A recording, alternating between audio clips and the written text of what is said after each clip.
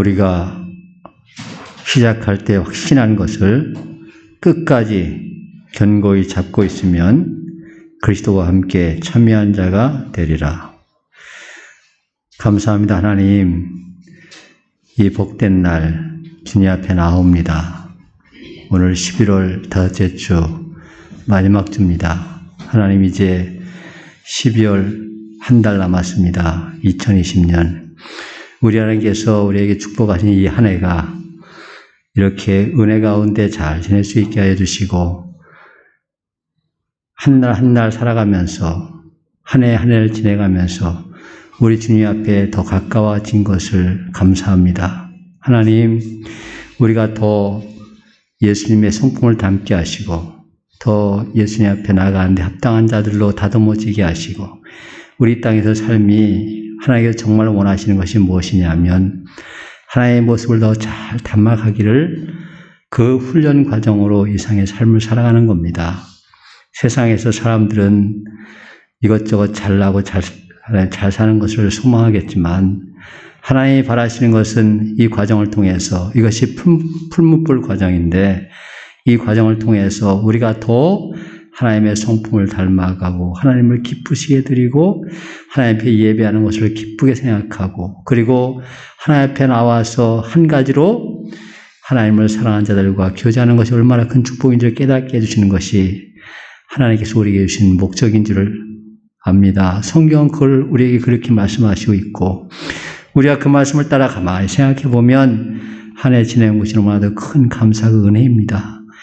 오늘 하루 하나님 앞에 예배하는 것이 그런 감사와 찬양이 넘치는 시간이 되게 하시고, 모든 상황 가운데서도 우리를 끝까지 사랑하시는 하나님의 그 큰 사랑을 늘 기억하고 감사와 찬양으로 하나님께 나올 수 있는 귀한 믿음의 샷을 잃지 않도록 성령님께서 우리를 꼭 붙잡아 주시옵소서.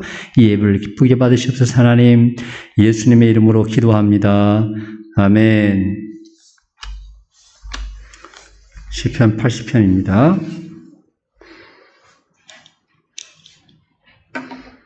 시편 80편 1절부터 7절과 17절부터 19절까지 같이 교독하시면서 우리 신앙을 하나님 앞에 고백하십니다. 요셉을 양떼같이 인도하신 이스라엘의 목자여, 귀를 기울이소서. 그룹 사이에 좌정하신 이여, 빛을 비추소서.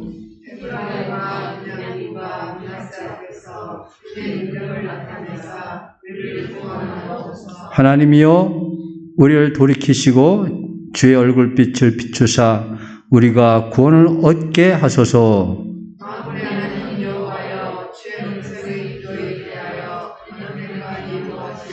주께서 그들에게 눈물의 양식을 먹이시며 많은 눈물을 마시게 하셨나이다.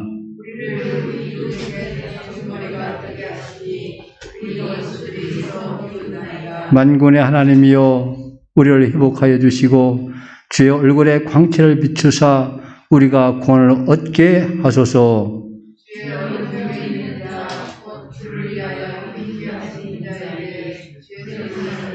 그리하시면 우리가 주에게서 물러가지 아니하오리니 우리를 소생하게 하소서. 만군의 하나님 여호와여, 우리를 돌이켜 주시고 주의 얼굴의 광채를 우리에게 비추소서. 우리가 구원을 얻으리이다. 아멘. 아멘.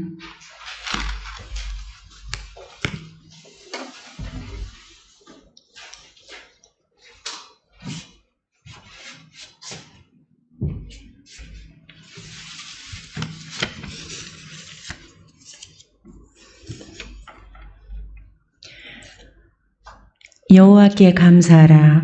그는 선하시며 그 인자하심이 영원하미로다. 아멘.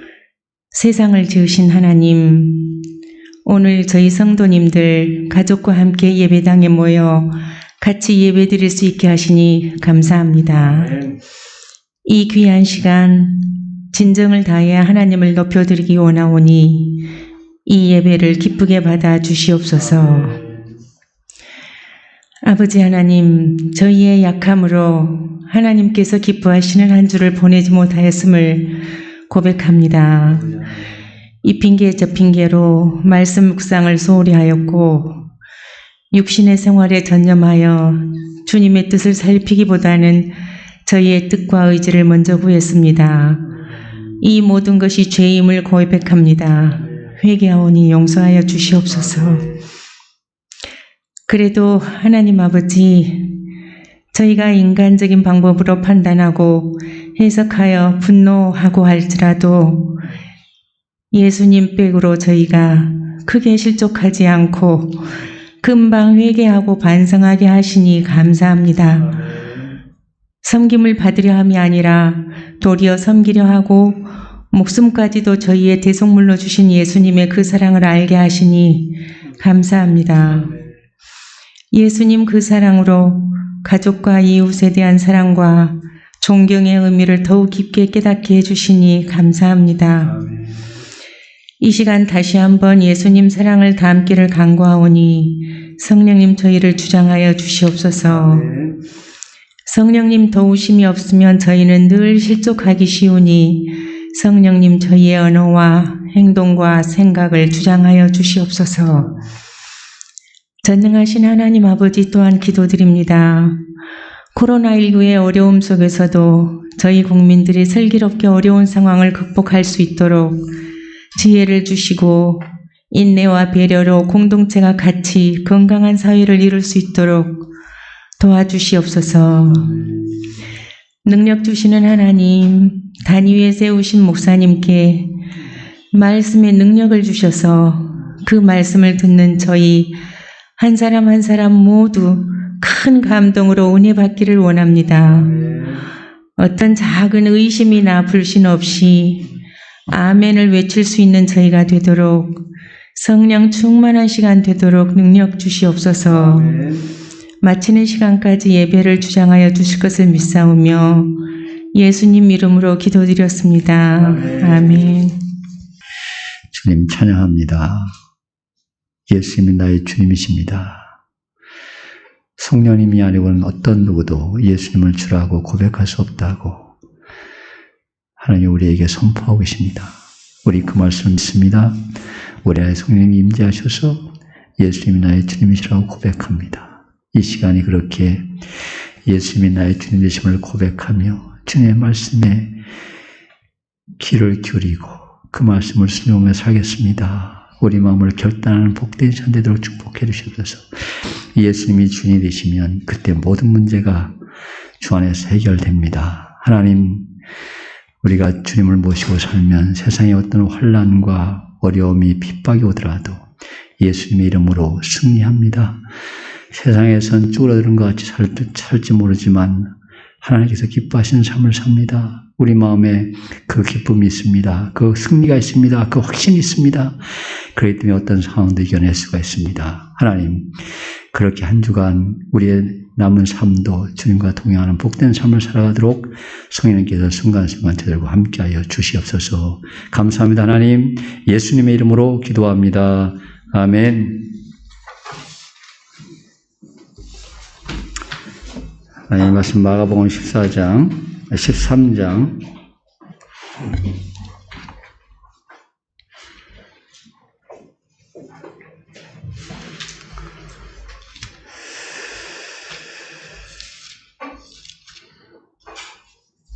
14절부터 23절까지 보겠습니다.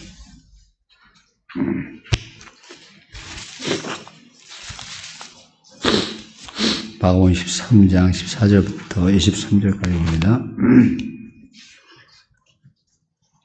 네, 같이 읽습니다. 시작. 멸망에 가장 것이 서지 못할 곳에 선 것을 보거든 잃는 자는 깨달을진저 그때 유대에 있는 자들은 산으로 도망할지어다. 지붕 위에 있는 자는 내려가지 말고 집에 있는 무엇을 가지러 들어가지도 말며 밭에 있는 자는 겉옷을 가지러 뒤로 돌이키지 말지어다. 그 나라에는 아이 뵌 자들과 젖 먹이는 자들에게 화가 있으리로다. 이 일이 겨울에 일어나지 않도록 기도하라. 이는 그날들이 환난의 날이 되겠습니다. 하나님께서 창조하신 시초부터 지금까지 이런 환난이 없었고 후에도 없으리라. 만일 주께서 그날들을 감하지 아니하셨더라면 모든 육체가 구원을 얻지 못할 것이거늘 자기가 택하신 자들을 위하여 그날들을 감하셨느니라. 그때 어떤 사람이 너에게 말하되 보라 그리스도가 여기 있다 보라 저기 있다 하여도 믿지 말라. 거짓 그리스도들과 거짓 선지자들이 일어나서 위작과 기사를 행하여 할 수만 있으면 택하신 자들을 미혹하려 하리라. 너희는 삼가라 내가 모든 일을 너희에게 미리 말하였노라. 아멘.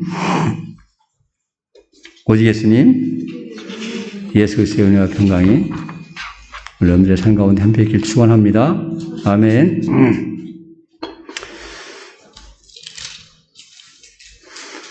예수님이 재림하시기 전에 말씀 현상에 관해서 교회력으로 봐서 오늘이 첫 주일입니다. 이걸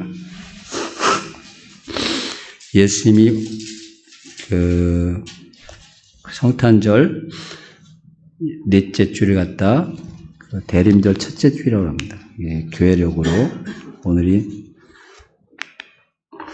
첫 주일입니다. 대림절 첫째 주일, 둘째 주일, 셋째 주일, 넷째 주일 한 다음에 성탄절이 옵니다. 성탄절 13번째 지나고 나면 부활절이 와요. 부활절 지난 후 첫째 주 일주일 해가지고 지난주까지가 26주인가 그렇게 됩니다. 부활절 지나고. 그런 식으로 하여튼 이게 교회력으로 봤을 때 오늘이 그 첫날입니다. 첫 주일. 근데 첫 주일에 우리가 무슨 설교를 하게 되냐면 대개 다 예수님이 재림하실 때 상황에 대해서 살펴봅니다. 오늘 예수님이 재림하시기 전에 말씀 현상에 관해서 우리 같이 살펴보는데 그 얘기를 어디서부터 시작하냐면 예수님이 끌어내시는 것이 13장 1절에 보면 예수께서 성전에서 나가실 때에 그랬습니다. 이제 예수님이 예루살렘 마지막으로 입성을 하셨어요. 입성을 하시고 나서 이제 나귀새끼를 타고 들어오셨죠. 이제 하루를 지내시고 나서 나가시는데 여기 말하는 성전이 우리가 말하는 이런 건물만이 아닙니다. 그러니까 굉장히 넓어요, 성전이. 특별히 헤롯 성전이 아주 넓습니다. 그게 가로, 세로가 넓이가 그 당시 한 120m 정도 됐어요. 굉장히 큰 건물입니다. 그리고 그걸 40년 동안 지었어요. 예수님 때도 아직 덜 젖었다고 그런 얘기를 하더라고요. 그걸 보면서 제자들 중에 하나가 선생님이여 보소서 이 돌들이 어떠하며 이 건물들이 어떠하니까 와, 이 웅장한 모습을 보세요. 그 당시 얼마나 대단했겠어요. 그걸 보면서 막 감탄하는 거예요. 예수님께서 뭐라고 대답하세요? 2절에 내가 이 큰 건물들 보느냐 돌 하나도 돌 위에 남지 않고 다 무너뜨려지리라. 우리가 겉으로 보이는 성전 가지고 너무 감탄하지 말자고요. 성경에 보니까 예수님 이렇게 말씀하세요. 여러분들 얼굴을 감탄하시나 안 하시나 보려고. 그랬어요. 이게 지금 마음에 남았어요, 이제. 누가 남았어요, 이 예수님 말씀이? 예수님이 가장 가까이 있는 사람들에게 남아요. 여기 베드로, 여기 보니까 요한, 야고보, 요한, 안드레가, 이 성전에 나간 뒤에 조용히 묻습니다. 어느 때 이런 일이 있겠으며 그 징조가 뭡니까? 예수님 첫 번째 말씀이 뭐예요? 첫 번째 말씀이 사람의 미혹을 받지 않도록 주의하라. 이래서 너희가 사람의 미혹을 받지 않도록 주의하라. 오늘은 제가 그 다음에 나오는 것이 이제 환난에 대한 얘기입니다. 7절부터 난리와 난리의 소문을 들을 때 두려워하지 말라.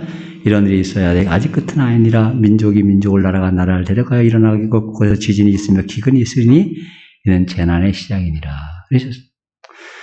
오늘 예수님이 재림하시기 전 말씀 현상에 대해서 오늘 본문을 통해서 우리가 같이 세 가지를 살펴보겠습니다. 첫째는 오늘 14절부터 23절까지 읽었는데 14절부터 19절에 있는 말씀을 보면 멸망에 가증한 것이 서지 못할 곳에 선 것을 보거든.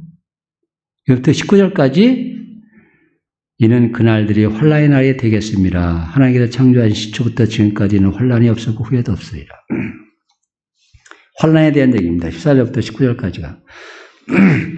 멸망에 가증한 것이 서지 못한 것을 선 것을 보거든 1년 자는 깨달을진저 가르쳤습니다. 유대인들은요, 이 역사적인 배경을 알고 있어요. 말라기 선지자가 예수님 오시기 전에 400년 전에 예언을 했습니다. 마지막 예언자입니다. 그 예수님이 오셨어요. 이제 기원이 시작하죠. 기원 전후에서 기원이 시작했어요. 그 기간이 400년이에요. 그 400년을 뭐라고 부르냐면 이스라엘 역사에서 성경에서 그걸 중간기라고 부릅니다. 중간기의 세상 역사는 어떻게 됐냐면 알렉산더가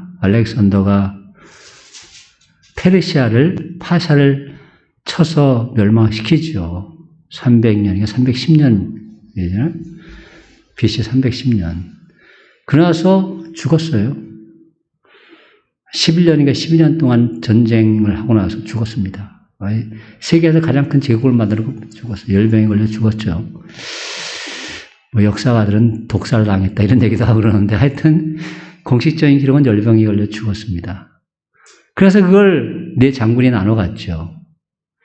본토가 있고 저기 인디아 쪽이 하나 있고 여기 터키를 중심으로 해서 지금 이락, 시리아 이 지역에도 한 나라. 거기 그 나라가 이제 셀주크 왕국이에요. 셀주크 왕국. 예, 보통 이스라엘 땅에서 거기를 다 수리아 지방이라고 그래요. 수리아 지방이라고. 지금 시리아 쪽이죠. 그게 셀주크 왕국이 거기 섰고, 그다음에 이쪽 애굽 쪽에 이집트 쪽에 프톨레미우스, 그 톨레미 왕국이라고 영어로 톨레미라고 합니다. 프톨레미우스 왕국이 섰습니다. 근데 두 나라가 주도권을 서로 잡으면서 중간에 낀 데가 어디냐면 팔레스타인, 가나안 땅이에요. 거기를 계속 양쪽이 들어오면서 침범을 하고 하여튼 전쟁할 때마다 거기를 둘이서 지나다녀요. 박살이 나요. 근데 두 왕국이요. 전쟁을 하면서도 가능하면 이 유대인들을 안 건드리려고 그랬어요. 이게 벌떼 같거든요, 유대인들이. 그게 가능하면 안 건드리려고 그랬는데 셀주크 왕국 중에 그 안티파네스라는 황제가 있었는데 이 친구가 가서 애굽하고 전쟁에다가 졌어. 치러 갔다가 졌어. 치러 갔다가. 그게 돌아오면서 화가 나니까 어떻게 했어? 가서 예루살렘 땅을 훼손해 버렸어요. 그러면서 그 예루살렘 성전에다가 돼지 머리를 가지고 제사를 드렸어요. 그게 그런 유대인들이 목숨 걸고 달려들거든요. 그게 원래 셀주크 영지였어요, 거기가. 근데 들고 일어나가지고서 그래서 거기를 해방시킵니다. 해방시켜서 유대왕국이 만들어져요. 그 중간기에 예수님이 오시기 전에 7, 80년 전까지 그 왕국이 있었어요. 그걸 유대왕국이라고 했습니다. 한 150년 됩니다. 네? 그때 유대인들의 마음속에는 그 성전이 더럽혀진 그 돼지머리가 올려진 그것이 그 사람들 속엔 계속 남아있는 거예요. 그래서 그들이 들고 일어나서 가지고 성전을 깨끗하게 한다. 그걸 하루카라고 해요, 하루카. 그 하루카 명절이 지금도 유대인들에게 그들을 지켜주고 있습니다. 성전을 깨끗하게 한 그 명절을 지금도 지키고 있다고. 유대인들이 하루카 명절. 아주 굉장히 큰 명절입니다. 제가 알기로는 이번에 그 트럼프는 막 같이 모여서 놀자고 하는 사람이고, 그냥 코로나가 있든 말든 그런 사람이고, 바이든이 당선되고 나니까 그럼 모이지 말라고 그랬잖아요. 근데 몇 명이 모여가지고 춤추면서 결혼식 했다고? 몰래 비밀 장소. 그게 하루카 명절이에요, 그게. 그 결혼식 하면 그날 굉장히 기뻐하는 날이에요, 그 사람들이. 그걸 하지 말라고 그러니까 옛날에 자기 조상들이 목숨을 걸고 달려들었듯이 아마 바이든이 대통령이 됐을 때 할 거예요, 그 사람들. 응? 그렇게 했습니다. 그 기억이 있어요, 지금도 그 사람들이. 예수님이 이 말씀 하실 때도 멸망에 가증한 것이 서지 못할 곳에 선 것을 보거든 이런 사건이 또 일어난다는 거예요, 이런 사건. 과거에 그걸 생각하면서 이 말씀하시는 거예요. 근데 사실 이와 비슷한 사건이요, 역사상이 또 일어나거든요. 그게 뭐냐면 AD 70년에 티투스 장군이 예루살렘을 멸망하면서요. 그 성전을 훼손하기 전에 돼지피를 갖다 거기를 다 뿌려버렸어요. 돼지피를 갖다. 유대인들이 제일 하여튼 그때는 이게 6월절에 거기를 점령했는데 한 100만 명을 죽이고 10만 명 가까이 사람들을 잡아다가 노예로 팔았다니까. 그러면서 유대인들은 예루살렘 그 지역을 유대 땅이라고 그래요. 그 밑에 갈릴리 지역은 따로 있고요. 거기에 유대인들을 다 쫓아버렸어요. 여기 있는 사람 다 사형입니다. 거기 들어가면. 그것이 거의 1000년 가까이 유지됐습니다. 거의 1000년 가까이. 응? 그래서 유대인들은 예루살렘 땅에 들어가지 못했어요. 지금도요, 예루살렘 성전에 유대인들이 들어가는 것이 굉장히, 지금 사실 공식적으로 못 들어갑니다. 공식적으로 못 들어가요. 그래서 지난번에 한번 거기 누가 들어갔어요? 수상이 들어간 게 아니라 무슨 강요 중에 한 명이 들어가는데 사방에서 저기들이 아랍 사람들이 들고 일어나가지고 또 한바탕 홍역을 치렀죠. 근데 거기는 그 지역을요, 이스라엘 군인들이 지킵니다. 아니, 이스라엘 군인들이 주둔하고 있어요. 그런데 이스라엘 사람들이 공식적으로 못 들어갑니다. 예, 이 멸망에 가장 것이 서지 못할 것이 선 것을 보거든 많은 말씀, 많은 뜻을 이게 함축하고 있는 말씀이에요. 이 말씀이 유대인들의 역사 속에서 그런 때가 온다 이거예요. 근데 저는 이 시대에는 이걸 어떻게 설명할 거냐. 하나님의 교회라고 하면서 복음 외에 다른 것이 서 있단 말이에요. 다른 것이. 우리가 교회 왜 나옵니까? 다른 것이 서 있단 말이에요. 예수 믿는 것 외에 다른 것이 우리의 마음을 점령하고 있다고. 멸망에 가장 것이 서지 못할 곳에 선 것을 보거든. 그때 주님이 오신다는 거예요. 말씀이 온다는 거예요. 그날이 무슨 날이라고 했어요? 19절에 우리 19절 다 같이 읽어보겠습니다. 시작. 이는 그 날들이 환난의 날이 되겠습니다. 하나님께서 창조하신 시초부터 지금까지 이런 환난이 없었고 후에도 없으리라. 이는 그날들이 환난의 날이 되겠습니다. 제가 이것을 좀 살펴봤어요. 그 말씀만은요. 그 말씀. 이는 그날들이 환난의 날이 되겠습니다. 환난이라는 말이 드립시 쓰고요. 여기 이제 이런 뜻이 있고, 이거 환난이라는 트리블레이션. 이걸 바른 성경에 어떻게 번역되어 있냐면, 그 날들에 환난이 있을 것이니 그랬습니다. 여기 ASV는 아메리칸 스탠다드 버전이에요. 영어 번역판입니다. For those days shall be tribulation. 이거 위하고 뜻이 좀 다르죠? 이거 뭐라고 그랬어요? 이 날들이 환난이다. 환난이 될 것이다. 이 뜻입니다. 그 날들이 환난이 될 것이다. 그러니까 그 날들이 있는 그 시기가 환난하고 같은 소리라는 거예요. 환난이에요. 그러니까 그 날들이 얼마인지 모르는데 그날들 전체가 환난이라는 소리예요. 그게 그 바른 성경과 같은 뜻으로 번역된 영어 성경이 뉴 킹 제임스 버전과 리바이스 스탠다드 버전, 리바이스 스탠다드 버전, 개정된 스탠다드 버전이라는 소리예요. 리바이스. 바른 성경과 똑같은 번역이에요. For in those days there will be tribulation. 이런 뜻이에요. 제가 여러 성경을 번역판을 봤는데 둘 중에 하나로 거의 다 비슷하게 번역을 해놨어요. 그러니까 바른 성경보다 저는 그 아메리칸 스탠더드 버전 ASB가 이 본문의 뜻과 더 가까이 돼 있어요. 본문의 그 원래 헬라어 문장과 가까이 돼 있어요. 이게 뭐예요? 그 날들이 환난이다. 환난이 될 것이다. 그 날들이 환난이 될 것이다. 그날 전체의 특징을 딱 말해보자면 환난이에요. 그 시절 전체를 딱 돌아다보면 환난이라고. 어릴 때 시절 딱 돌아다보면 가난. 그것밖에 생각나는 게 없단 말이에요. 그것처럼 그날을 딱 돌아다보면 환난이라는 거. 환난 기간. 이 말씀이 어디서 유래된 거냐면 다니엘서에 나옵니다. 다니엘서는 구약의 계시록입니다. 다니엘서 9장 24절부터 27절에 나오는 말씀인데 거기에 한 일에라는 표현이 나와. 한 일에 기간을 나타내는 거예요. 일에는 얼마를 얘기해요? 일에? 우리 애기들이 좀 아는데 하루, 이틀, 사흘, 나흘, 닷새, 엿새, 일에, 여덟에, 아흘에, 열흘, 열하루, 열틀. 이걸 잘 모르는 애들 많더라고요. 20일은 뭐라 그래요? 스무 날. 이런 말을 잘 몰라요. 이게 하여튼 그런 말로 번역돼서 한 일에. 그러니까 한 일에니까 한은 완이고 일은 7. 7 곱하기 7. 7 곱하기 7. 근데 이걸 날짜로 계산하는 것들이 있고 그걸 연단위로 되게 연단위로 해놨습니다. 이게 7년이에요. 7년. 거기 보면 한 일의 절반이라는 표현이 나와요. 그것이 계시록 11장 2절에 다시 비슷한 표현이 나오는데 거기는 뭐라 하냐면 42달이에요. 42달은 얼마예요? 42달은 3년 반이죠. 42달. 계산하기 어려우십니까? 3년 반이죠.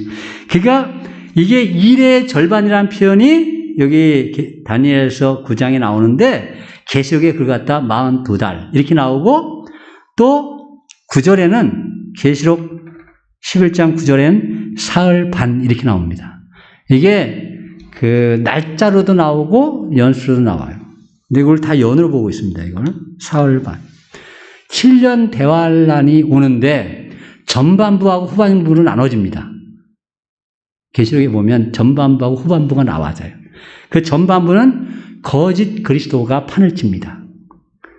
거짓 그리스도는 그리스도예요. 근데 푸시도 여기 영어에 들어온 단어 저기 접두어입니다. 푸시라는 단어. 거짓 이런 뜻입니다. 푸시도 크리스토스를 했어요. 예수님을 그러니까 여기서 이단들 보세요. 예수님이 안 들어가는 이단은 세상에 별로 그렇게 힘을 못 써요. 다 예수님을 이름을 붙입니다. 이단들이. 네? 이단이 다 이름을 붙여요. 그 푸시도 크리스토스 거짓 그리스도가 3년 반 동안 전반부에 그리스도인들을 이렇게 미혹해요. 후반부는 그 계약을 맺어가지고 유혹하다가 그게 안 되면 후반부에 그 그리스도인들을 핍박합니다. 사탄이. 그걸 이제 세상에서 봤을 때는 혼란이라고 부르는 거고 그리스도인들이 봤을 때는 핍박이에요.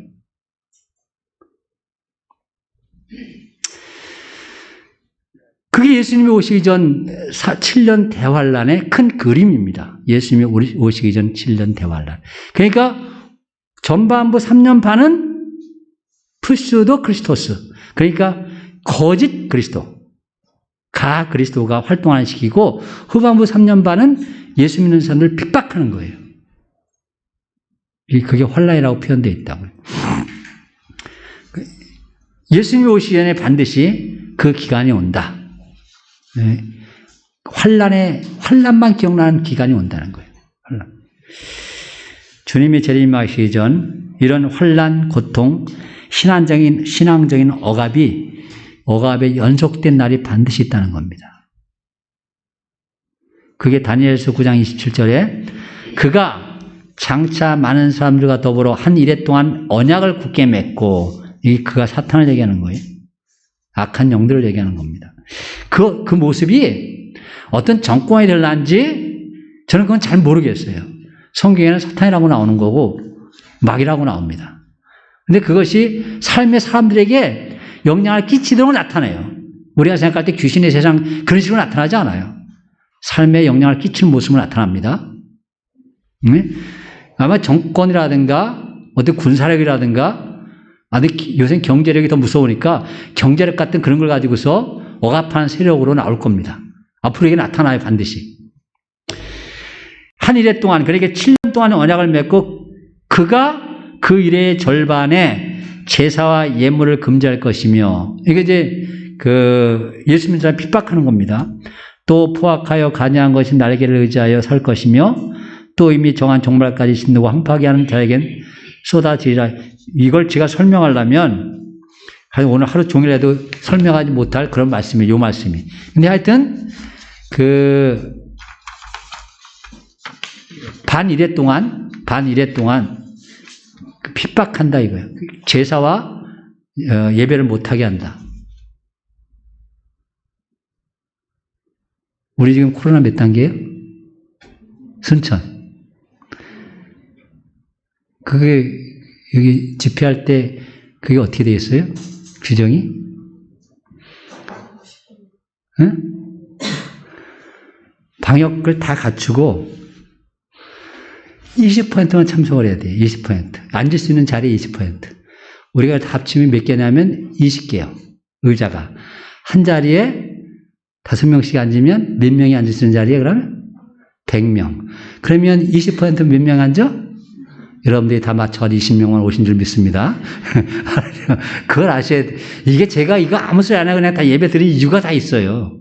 사진 찍어 와도 괜찮아요. 우리가 지금 20명까지 예배 드릴 수 있게 되어 있습니다. 그런데 중요한 건 아무리 장소가 커도 100명 이상 넘어가면 안 돼. 그러니까 10,000명이 모이는 교회도 100명 이상 모여서 예배하면 안 돼. 그러니까 여의도 순복음교회가 10,000명이 모이는 교회에 100명밖에 모여서 기도 안 하니까 교회가 망한다고 그랬지, 지금. 그래서 땅 팔았잖아, 그래서. 땅 판다고 내놨잖아요. 600억에 사가지고서 7년 만에 2,800억에 판대요. 여의도에 있는 땅을. 제가 계산해보니까 2,500평의 땅. 아마 그거 팔면 여의도 순복음교회 예배 하나도 안 돼서 3년은 먹고 살 것 같아. 나는 기가 막혀. 무슨 교회가 그 땅을 그렇게 사놓냐? 난 그것 때문에 놀랐어, 그것 때문에. 무슨 교회가, 얘기는 해요. 무슨 얘기해. 무슨 대학원을 지려고 그랬다고. 그 교회가 알죠, 그게?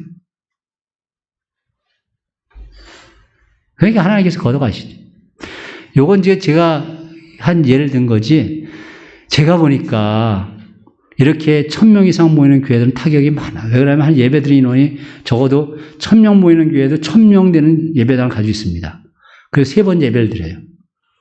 그 교회가 전체가 1,000명이 교인이라면, 1,000명 모이는 교회라면 1,000명 모이는 예배당이 있고, 그 다음에 3번 예배, 정상적으로 하는 게 3번 예배를 드려요.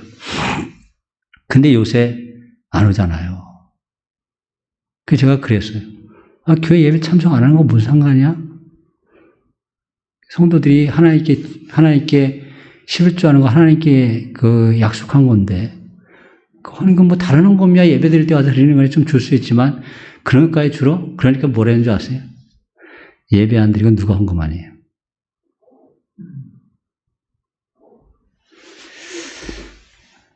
제가 봐서 우리나라 교회가, 다른 사람들은 그냥 안타까워 그러는데 저는 안타까운 마음이 하나도 안 들어가는 게, 이러면 안 되는데, 난 나쁜 목사야, 가만히 보니까.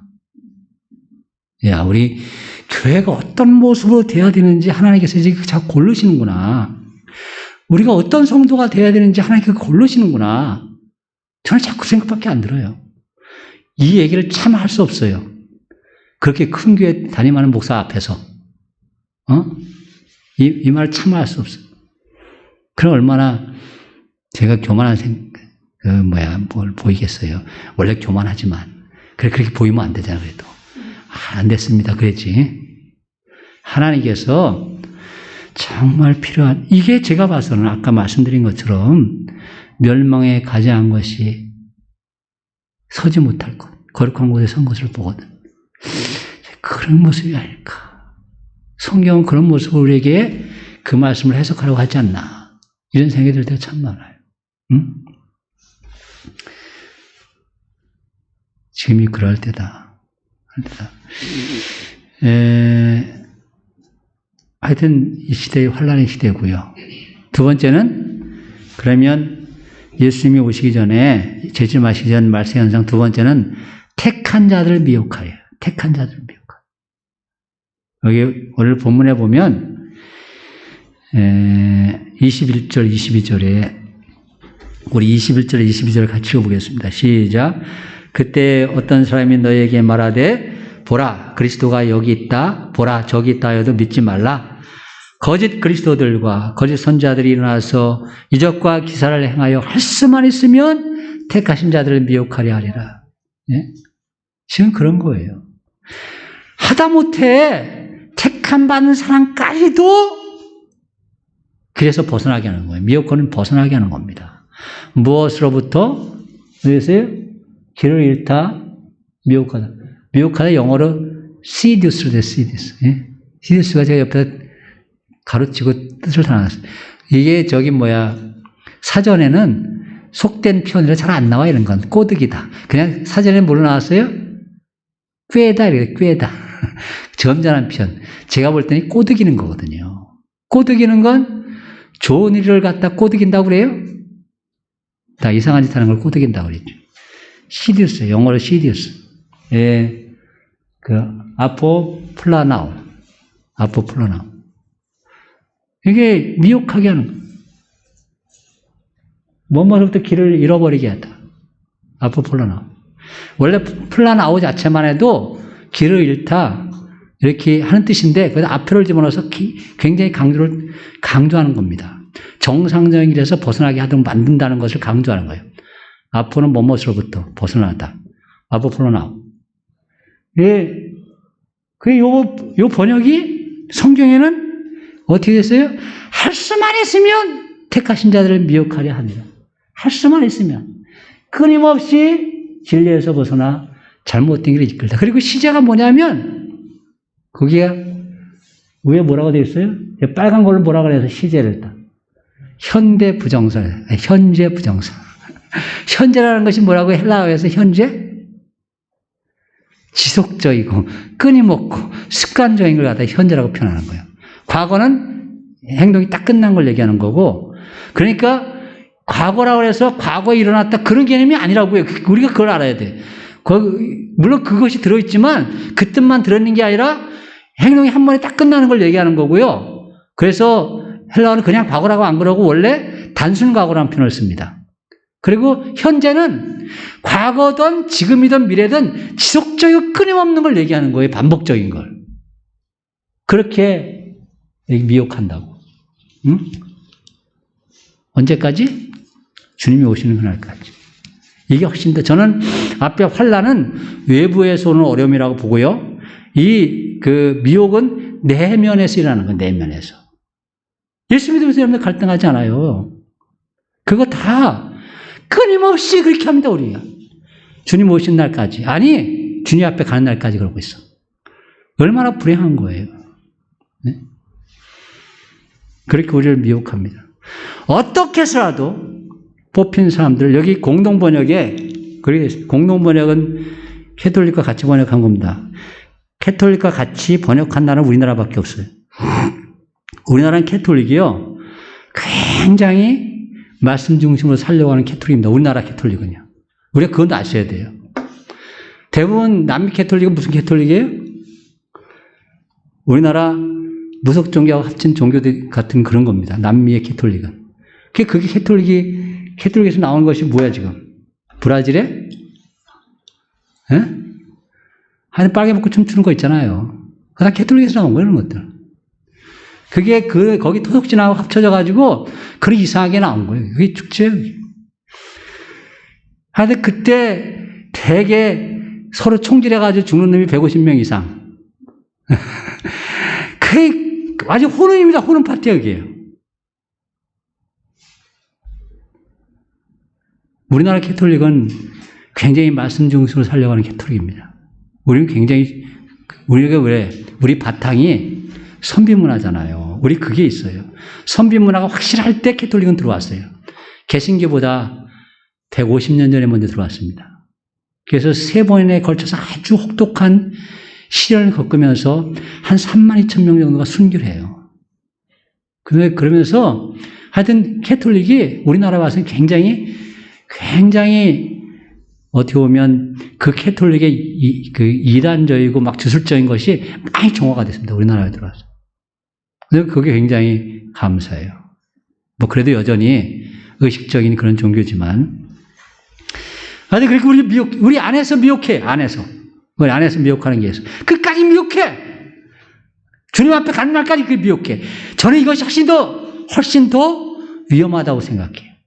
훨씬 더 우리에게 대적이라고 생각해요. 앞에 환난은 눈에 보이는 거기 때문에 이건요, 많은 사람이 견딜 수 있어요. 아니, 순교할 수 있어요.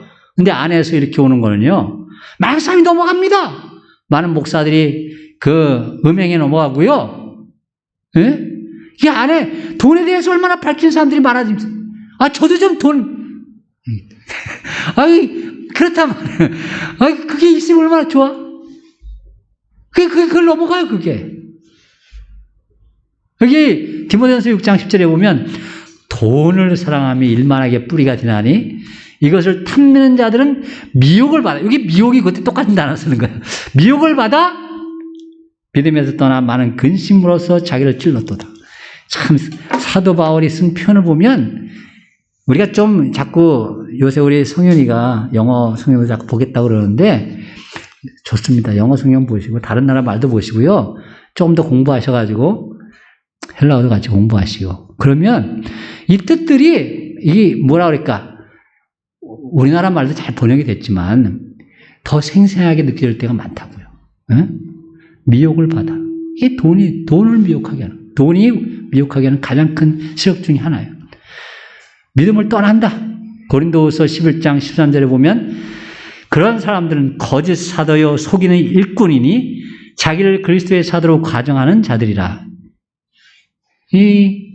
이것은 이상한 일이 아니라 사탄도 자기를 광명의 천사로 가정하나니 그러므로 사탄의 일꾼들도 자기를 의의 일꾼으로 가정하는 것이 또한 대단한 일이 아니니라.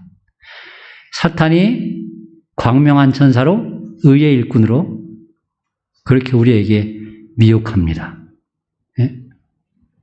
그리고 그들이 가지고 있는 무기가 뭐예요?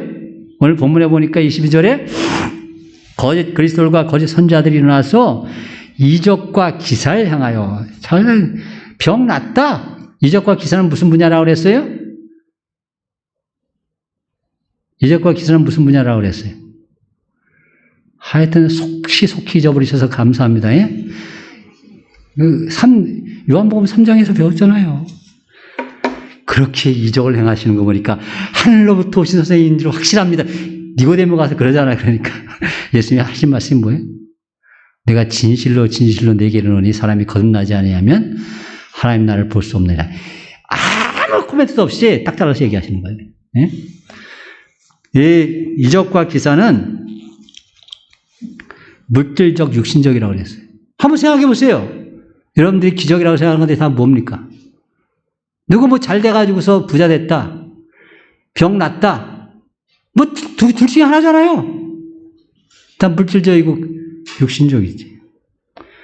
제가 아까 기도할 때도 말씀드렸지만 우리 하나님의 목적이 뭐예요? 우리 하나님의 목적이. 우리를 구원시켜서 하나님을 얼마나 닮아가게 하는가 훈련시키는 과정이에요.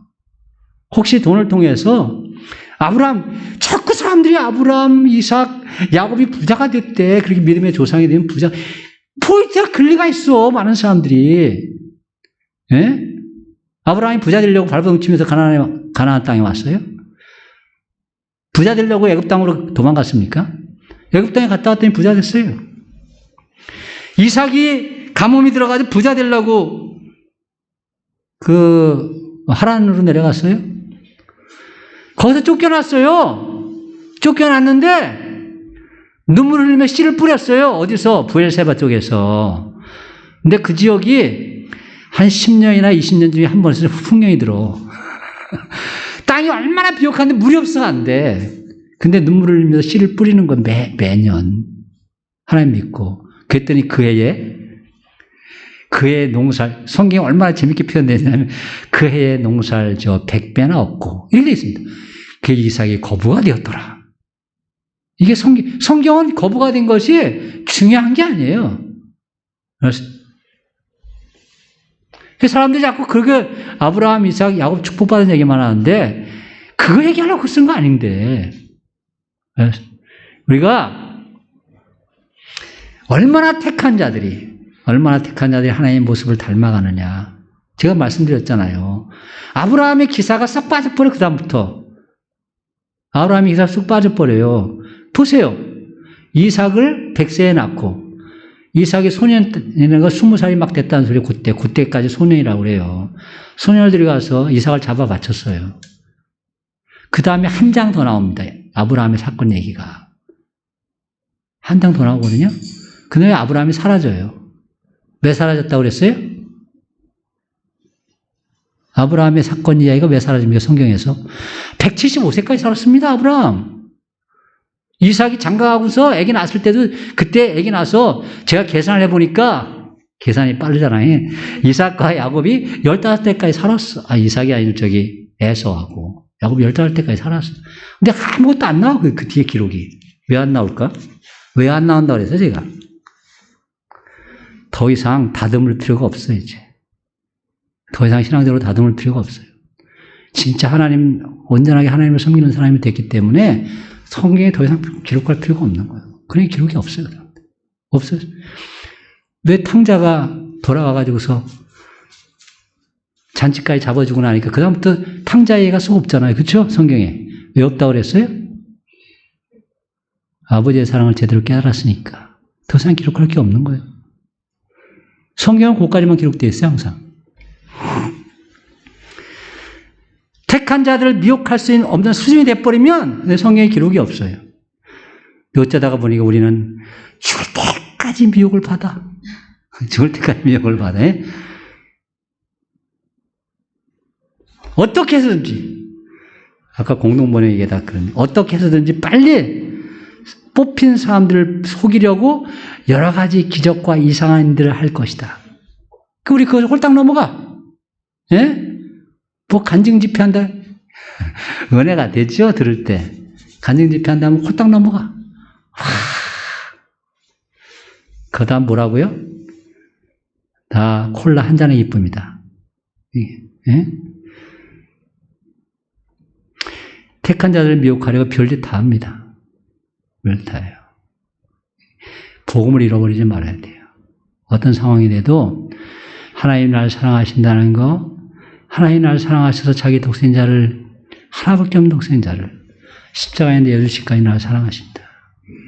그것이 나를 위한 사랑인 것을 깨닫고 하나님 앞에 엎드리면 나를 구원하신다. 예? 나를 구원하신다. 그게 복음의 핵심이에요. 그러면 예수님이 죽음에서 일어나신 것처럼 우리도 죽음의 세력 가운데서 일어난다.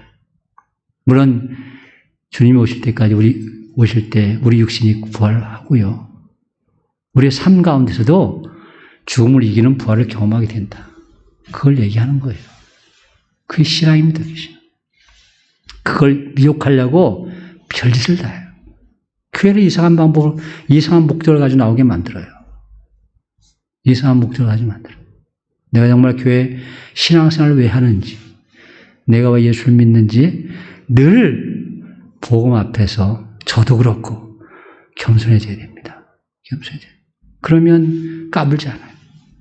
잘 살아도 까불지 않고, 잘해도 까불지 않고, 성공해도 까불지 않아요. 그러면 교만해지지 않습니다. 혹시 쫄딱 망해도 쭈그러들지 않아요. 이야, 내 교만한 것을 하나님께서 하셔서 날 정말 사랑하시는구나. 날 사랑하셔서 내 모습을 알도록 하나님께서 나에게 기회를 주시는구나. 이게요, 말씀 가운데 이게 굉장히 아픈 겁니다. 네? 하나님 앞에 더 가까이 갈 수 있는 기회가 돼요. 택한 자들 끝까지 미혹하려 한다. 예수님이 재림하시기 전 말씀 현상, 첫째는 혼란의 날이고요. 둘째는 미혹의 날이고, 세 번째는 택하신 자들을 위해 그날을 감하셨다 그랬습니다. 우리 20절 다 같이 보겠습니다. 20절 시작.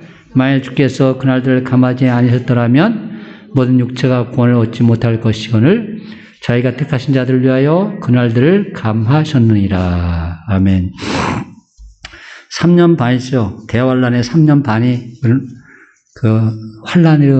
환란인데 그날을 다 아마 좀 감해 주실 거다. 감해 주실 거라고 예수님이 말씀하셨습니다. 우리가 못 견딜 것 같아서. 이게 하나님의 사랑이에요.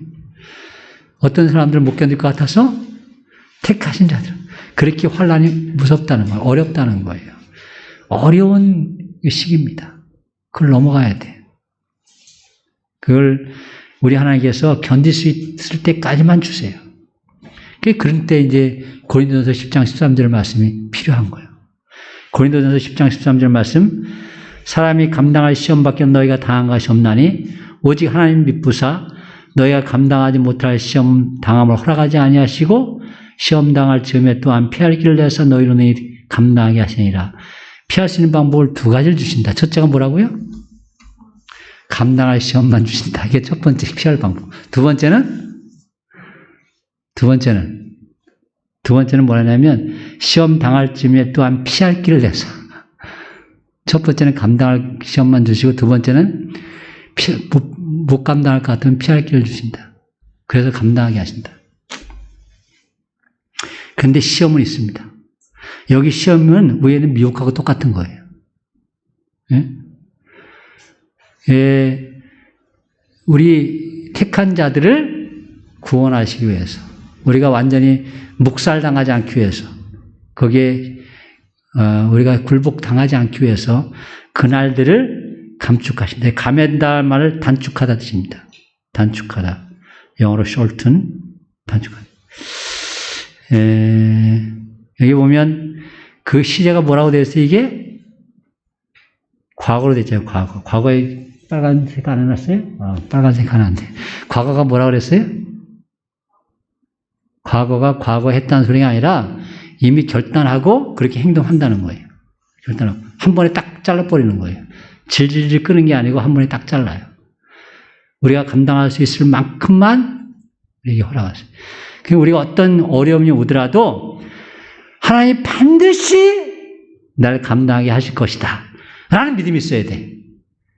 내게 길게 보여도 하나님이 나를 감당할 만큼만 길을 주시고 강도도 그렇게 주시고 혹시 감당 못할 것 같으면 피할 길을 주신다.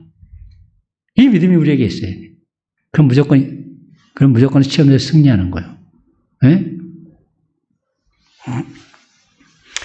구원의 확신 있는 자들, 예수 그리스도를 주님으로 모시는 자들, 예수 그리스도의 이름을 부르는 자들, 그리고 구원받은 백성, 이들에게 이 환난의 날이 무슨 날이냐면 와, 하나님이 날 구원하신 것이 확실하구나 하는 것을 확신시키는 날입니다. 우리가 가만히 있으면 진짜 좋은 금인지 학금인지 잘 몰라요. 네? 금인지 학금인지 확실하게 하려면 어떻게 알아야 돼요? 어떻게 하면 알 수 있어요? 불 속에 집어넣으면 알아요. 불 속에 집어넣으면 금이 제일 무겁대요. 금이 제일 무겁대요. 금이 더 밑으로 가는. 근데 맞아요? 원수 중에서 그 무게가 나오는 게 있잖아, 그렇게. 금이 제일 밑에 가라앉는데요. 다른 거 위에 섞인 것들은 다 위에 뜨고. 이런 금강석 같은 것뿐만 아니고, 그런 건 이제, 집어넣으면 다른 불순물들은 다 떠서 내려가 버리고 금만 남는다 그러잖아요. 다 금하고 비슷하게 생겼지만, 그런 풀무불에 들어가면 진위가 확실하게 되는 거예요. 진위가. 이런 환난 날이 구원받는 사람들에게 구원이 확실히 들게 하는 거고요. 구원받은 것처럼 한 사람에게 거짓임이 드러나는 겁니다. 네? 거짓임이 드러나는 거예요. 그렇기 때문에 이 날이 택하신 자들을 위해서 그날을 감하셨다는 말씀은 그날이 구원의 날이에요. 구원받은 것에 확신을 주신 날입니다. 이게 내면에서부터 확신이 들어오고 외적으로부터 그 증명이 되는 거예요. 그게. 이런 환난을 통해서. 그게 얼마나 감사해요. 저는 그걸 감사하게 봅니다. 우리나라가 기독교가 뻥튀기 튀겨졌잖아요. 네? 제가 교단서 1년마다 교세 보고서를 하라고 그래요. 교인들 숫자하고 돈 들어오는 거하고 쓰는 거. 제가 지금까지 안 보고 하다가 작년에 솔직하게 보고를 했어요, 다. 침례교는 개교회주의거든요. 그래서 안 보고 해도 상관없어요. 그렇다고 불이익이 있고 그런 건 아닙니다. 그런데, 이거는 정직하게 하는 게, 이게 오픈하는 게 좋겠다 싶어가지고서 총회에다 보고를 했는데,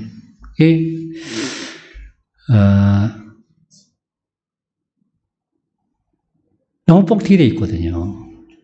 우리나라의 각 교단서, 각 교회에서 보고한 그 교인들 숫자를 다 합치면 우리나라의 인구의 1.5배래요.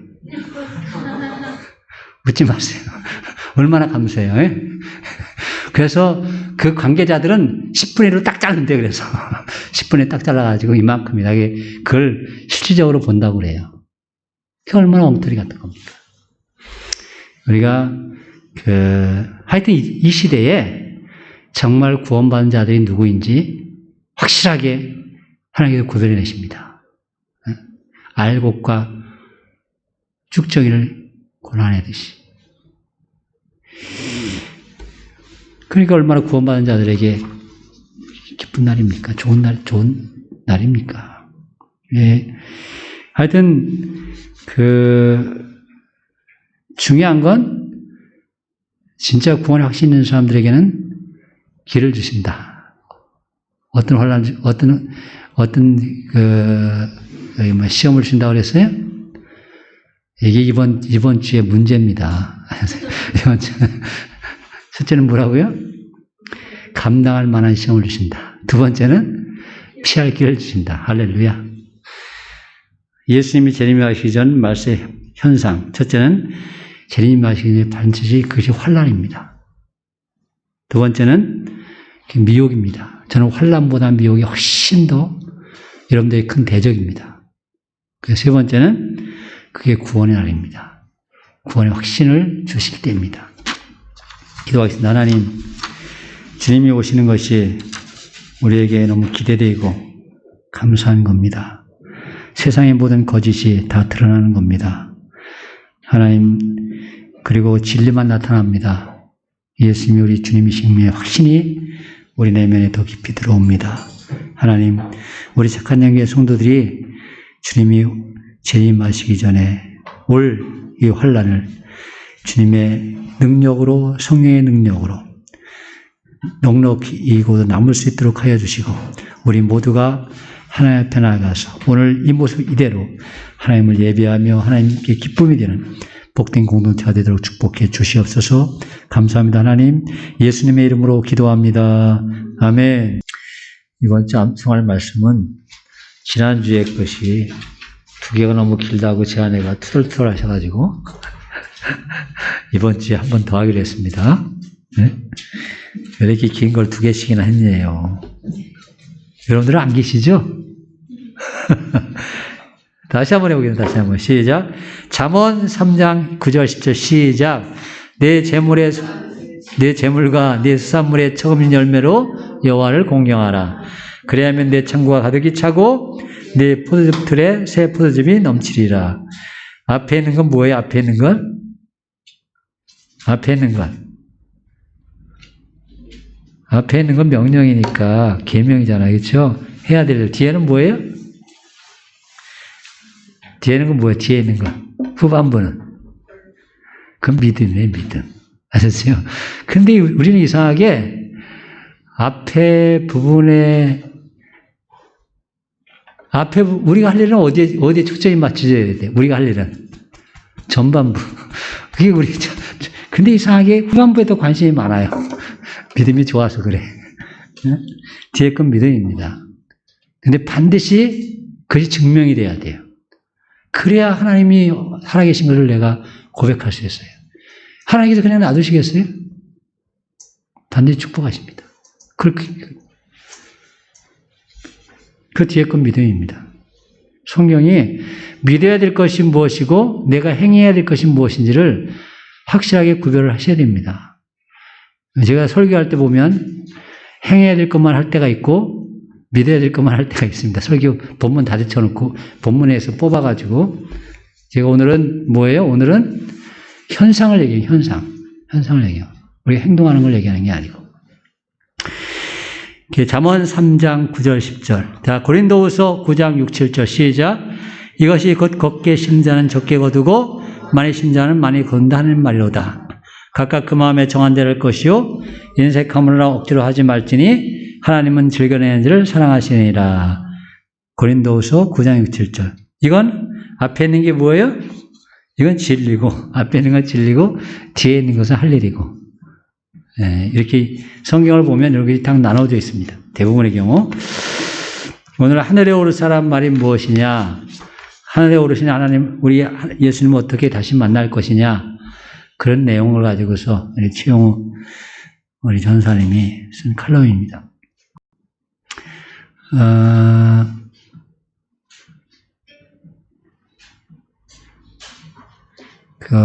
다음 주부터 12월입니다. 12월로 OIB 가져가 주십시오. 하여튼 점점 가져가시는 분들이 줄어드는데 마지막 주니까 마지막 달이죠. 마지막 달 좀 가서 예정 의미를 잘 할 수 있도록 바랍니다. 우리 5번에 우리 신현장 정지미 송대인 가정이 12월 2일로 서울로 이사 가십니다. 요새 서울에 인구가 줄어든다고 그러니까 서울 가서 인구 채워주시려고 한번 자리에 일어나서 인사 좀 해보세요. 네. 네, 앞으로 나오시죠. 저희가 여기 춘천을 지금 한 4년 들어왔습니다. 저희 실내에 치워봤습니다. 한 4년. 근데 중간에는 우리가 왔다는 거고, 실제로 어디 한번 한 2년 됐습니다.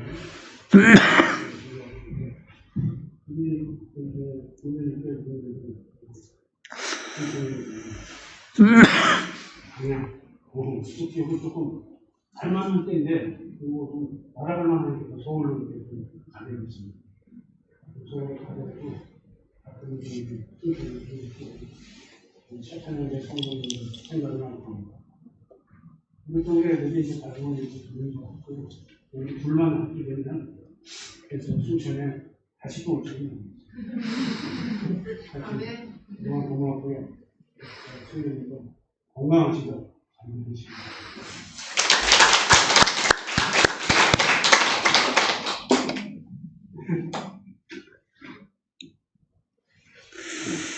예, 감사합니다. 서울 가시면 뭘 잘하셔야 돼요? 끝까지 하나님 잘 믿으십시오. 잘 믿으시고, 하여튼, 좋은 교회 공동체를 만나야 됩니다.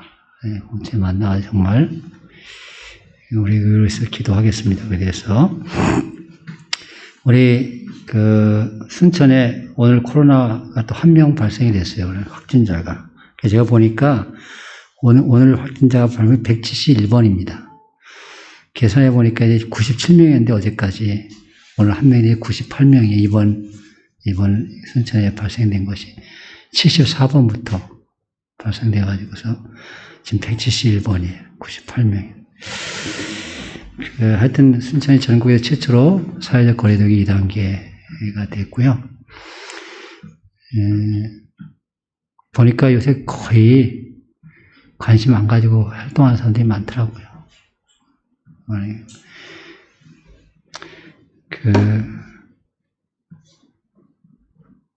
글쎄, 순천에 사망자가 나온지는 잘 모르겠어요.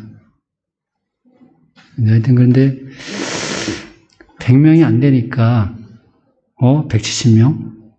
170명이라구나. 1.63%잖아요, 지금. 사망률이 1.63% 코로나가. 네.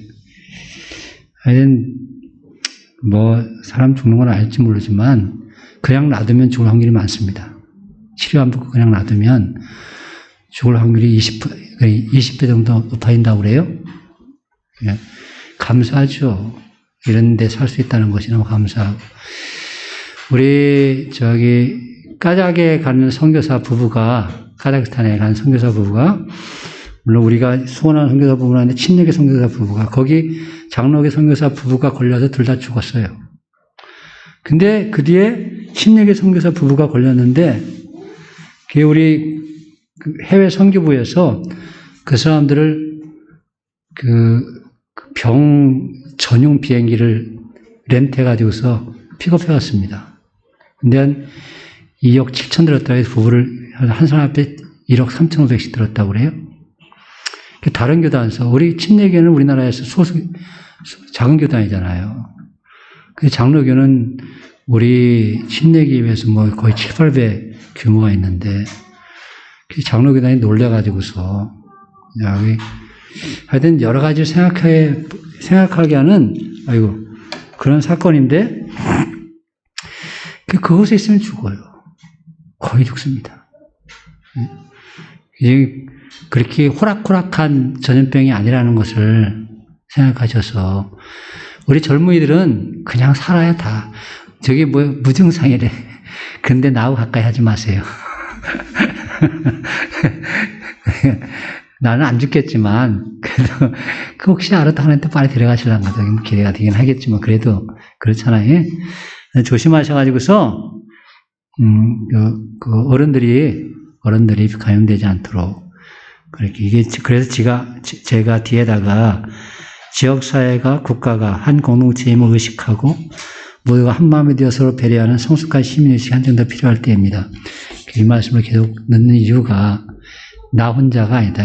나 혼자가 아니라는 걸 꼭 기억하십시오. 이 시간 자리에 일어나셔서 우리 주 예수 그리스도의 은혜와 하나님 아버지의 놀라우신 사랑하심과 성령님의 인도하심과 교통하게 하심이 이 시간 말씀을 통해서 주님이 재림이 임하시기 전에 나타난 환난의 때에 어떤 현상이 일어나는지에서 우리가 같이 배웠습니다. 그날은 환난의 날이고 그날은 미혹의 날이고 그러면서 더 구원의 확신을 갖게 하는 때입니다. 하나님이 이럴 때가 우리에게 반드시 있고 지금이 하나님의 그런 시기에 아주 임박한 때인 것을 우리가 보게 됩니다. 이때 말씀을 잘 깨닫고 그 모든 환난과 미혹 가운데 이겨 승리해서 우리 주님이 기뻐하신 복된 삶을 살기를 소원하는 우리 착한 영계 성도들의 위해 주님의 은혜가 함께 있기를 간절히 축원하옵나이다. 아멘.